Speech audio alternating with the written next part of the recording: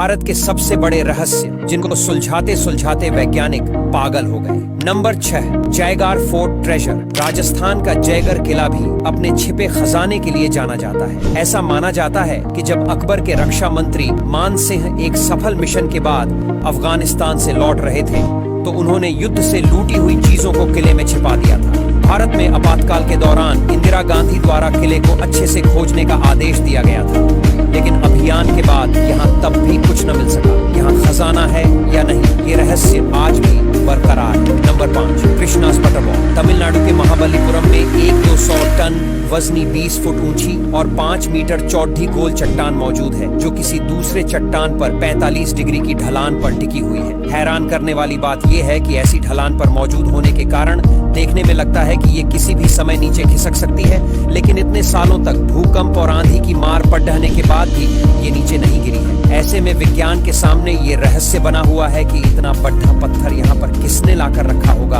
और अगर ये खुद कहीं से लुढ़क कर यहाँ आया होगा तो ये ऐसी ढलान पर आकर कैसे रुक गया। आज के समय में ये एक प्रमुख पर्यटन स्थल बना हुआ है, जहाँ हर साल बहुत से लोग घूमने आते हैं और इसके नीचे आराम करते हैं। कोई इसे धक्का देने की कोशिश करता है, लेकिन किसी पर कोई पाबंदी नहीं है, और यह पत्थर आज भी वैसा ही बना हुआ है। Number 4, floating stones Rameswaram. आपको राम सेतु के बारे में पता होगा, जो एक ऐसा सेतु था जिसे भगवान राम और वानर सेना ने रामेश्वरम से लंका तक जाने के लिए तैरते पत्थरों से बनाया था। हैरानी की बात यह है कि आज भी वह सेतु मौजूद है और रामेश्वरम के तटों में ऐसे पत्थर मिलते हैं जो पानी में तैरते हैं। भक्तों का मानना है कि ये श्री राम के समय के सेतु में इस्तेमाल किए गए पत्थर है, लेकिन विज्ञान रामायण और राम सेतु को पूरी तरह से नकारता है और इन तैरते पत्थरों के रहस्य को सुलझाने में लगे हैं। वैज्ञानिकों के अनुसार ये भूमि स्टोन है जो ज्वालामुखी के फटने के बाद बनते हैं और जलने के कारण अंदर से खोखले हो जाते हैं, जिससे ये पानी में तैर सकते हैं। लेकिन वैज्ञानिक अपने इस तर्क पर भी पूरी तरह से स्पष्ट नहीं है, क्योंकि रामेश्वरम में पाए जाने वाले पत्थर पुलाइस पत्थर के मुकाबले ज्यादा भारी है और इस जगह के आसपास कोई भी ज्वालामुखी नहीं है। नंबर 3, सोनभद्र केव। ऐसा कहते हैं इस गुफा को एक बद्धी सी चट्टान को काट कर बनाया गया है। दूसरी ओर माना जाता है कि जब बिंबिसार के बेटे ने उन्हें कैद कर लिया था, तब उनकी पत्नी ने बेटे से खजाना छिपाने के लिए इसी गुफा की मदद ली थी। यहाँ एक सांखलिपि में लिखा एक शिलालेख भी मौजूद है।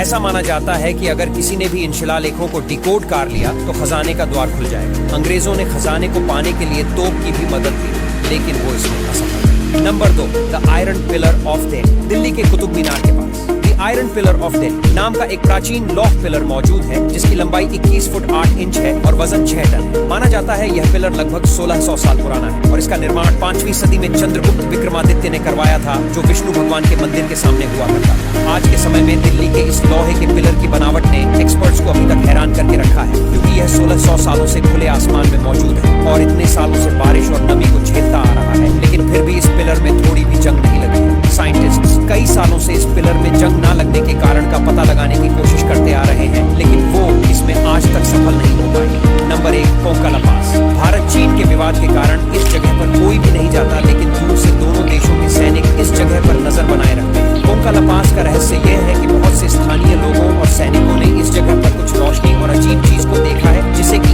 एलियन का UFO माना जाता है। कहा जाता है कि इस जगह पर किसी भी इंसान और जानवर के न जाने के कारण एलियंस ने इस जगह को अपना बेस बनाया है। इस जगह पर UFO दिखने की घटना को भारत और चीन दोनों देशों की सरकार भी मानती है। अब यहाँ तक वीडियो देख ली है तो फिर वीडियो को लाइक और शेयर करना बिल्कुल भी मत भूलना। धन्यवाद।